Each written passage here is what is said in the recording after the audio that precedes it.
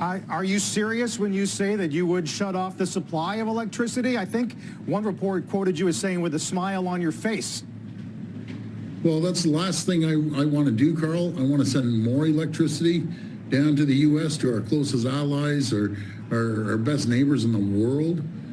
I want to send more electricity. Is it a tool in our toolkit? 100%. And as he continues to hurt Canadian families, Ontario families, I won't hesitate to do that. That's the last thing I want to do. I apologize to the American people. There's one person to be blamed, and that's President Trump. There's one person to be blamed if we go into a recession. It will be called the Trump recession. No one else.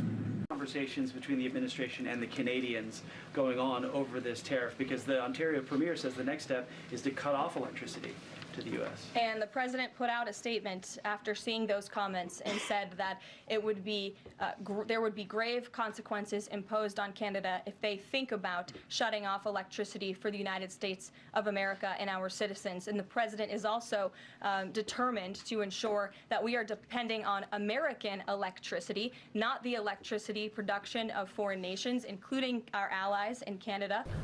Well, just a little while ago, I had an opportunity to speak to Secretary Lutnick.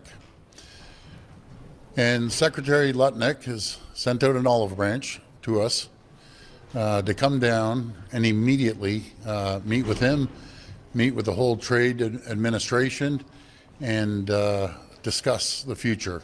Rather than waiting till April the 2nd, threats going back and forth, tit for tat, I've agreed to suspend temporarily, and we always have that tool in our toolkit, until we sit down over the next day or two. I'll be heading down to Washington along with Dominic LeBlanc, and we'll have a good discussion. Already Canada, and I respect very much.